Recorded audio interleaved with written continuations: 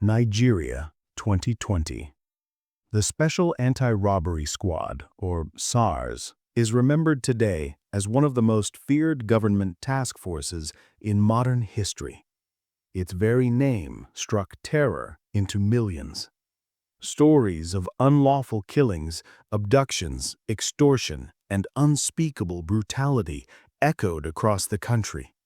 For ordinary Nigerians, an encounter with SARS could mean losing your money, your freedom, or even your life. For decades, SARS operated unchecked, protected by layers of corruption that reached from the streets all the way into political offices and courtrooms.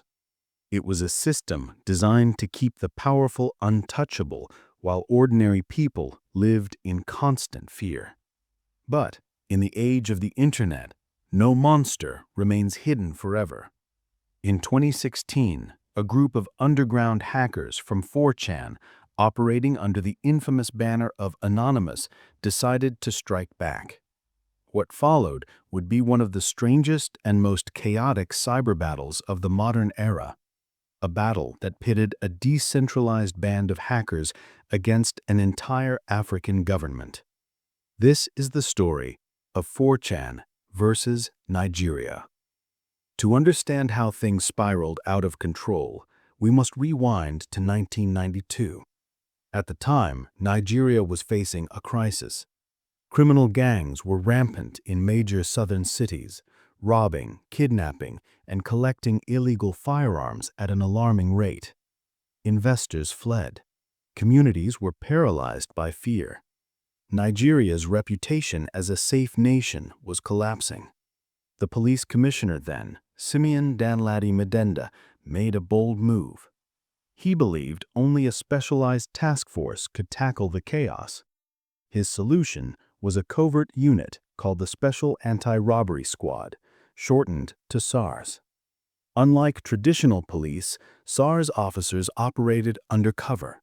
They dressed in plain clothes, blended into the public, and caught criminals off guard. At first, it worked. Within a few years, SARS developed a reputation as efficient crime fighters. Nigeria's streets grew safer, and Simeon's strategy was hailed as a success. But power without oversight rarely ends well. By the early 2000s, SARS continued to expand across Nigeria. Soon, its officers weren't just fighting robbers, they were running checkpoints, stopping vehicles, and conducting searches. And this is where the rot began. What started as roadside inspections turned into systematic extortion. Drivers were forced to pay bribes just to pass. Those who resisted often paid with their lives. A bus driver refusing to hand over money was shot dead in broad daylight. Witnesses learned the lesson fast. Compliance meant survival. Over time, SARS transformed from protectors into predators. Their plainclothes uniforms, once an advantage against criminals, now became a weapon of fear. No one could tell who was an officer, which meant anyone could be a target. By the late 2000s, SARS was drunk on power. Officers were accused of torture, disappearances, and even participating in bizarre ritualistic practices. For many Nigerians, SARS no longer represented law enforcement. It had become a shadow state, operating with total impunity. Desperate, Nigerians turned to the one tool their government could not control: the internet. Survivors of SARS brutality began sharing their stories online, amplifying them through hashtags and protest videos. Their hope was simple: if the world saw their suffering, perhaps someone would intervene. And someone did. By 2016, Anonymous was already infamous. The hacker collective had targeted corporations, governments, and dictators around the world. To them, SARS was yet another monster hiding behind authority. They launched Operation Nigeria. Using Twitter hashtags and encrypted channels, Anonymous exposed SARS atrocities and accused the Nigerian government of stealing billions from its own people. They declared cyber war on corruption. Then the attacks began. Government websites, the Department of Justice, the Customs Office, Foreign Affairs, Finance, all fell victim to hacks. Even obscure agencies like road-building institutes were hit. Databases were stolen, banners of Anonymous were plastered across official portals, and internal corruption was leaked to the public. For the first time, Nigerians realized they weren't alone. Someone, even if hidden behind masks and screens, was fighting for them. But cyber wars are unpredictable. After months of disruption, Operation Nigeria lost momentum. Hackers drifted to other causes. The Nigerian government recovered, rebuilding firewalls and pretending the crisis had ended. But SARS remained, and the violence only escalated. By 2017, Nigerian citizens reached their breaking point. Peaceful protests erupted, with activists like Segalink spearheading the online movement #EndSARS. The hashtag spread like wildfire, exposing horrific personal accounts.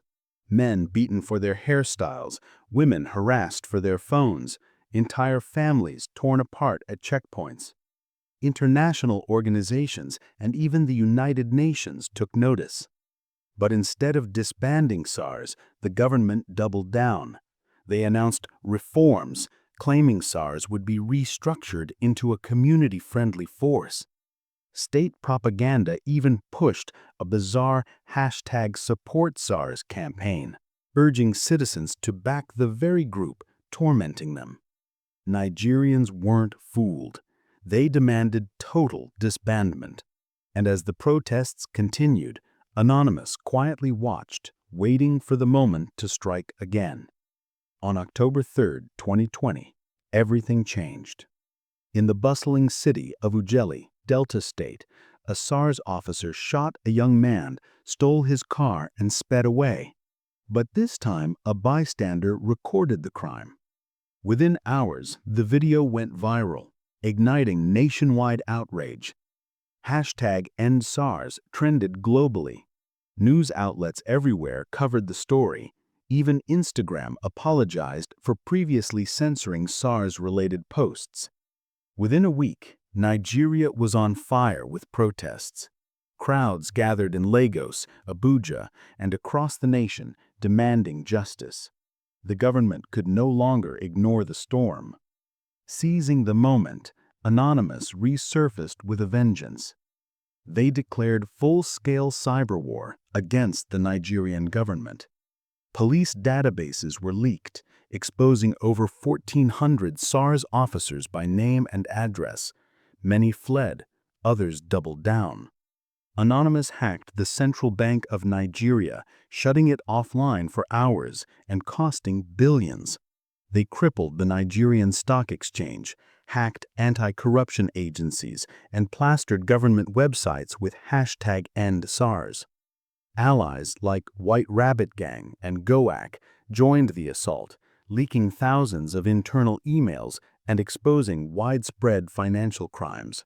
Even celebrities and global figures, including Twitter CEO Jack Dorsey, amplified the movement. Nigeria's government was humiliated. In retaliation, they launched Operation Crocodile Smile 6, a military campaign to hunt Anonymous and silence online dissent.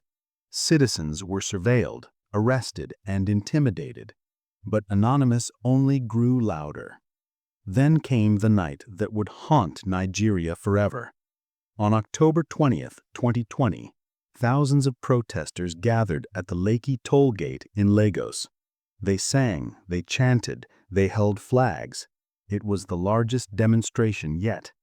As night fell, military trucks rolled in. The lights went out. Gunfire erupted. Videos later showed chaos, panicked crowds, injured bodies, lifeless figures on the ground.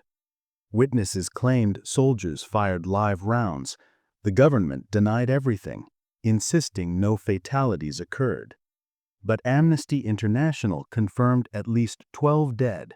CNN's investigation uncovered Serbian bullet casings at the scene, linking them directly to the Nigerian army. The massacre shattered the nation. Trust in leadership collapsed.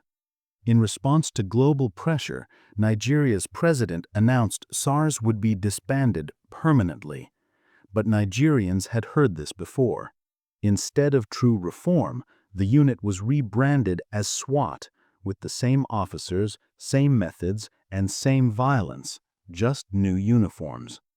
Anonymous continued cyber attacks, but even they began to lose steam.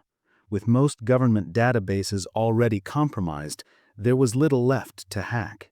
Attention shifted to other global events, leaving Nigerians to face the aftermath largely alone. Judicial panels were set up. Some victims' families received compensation, but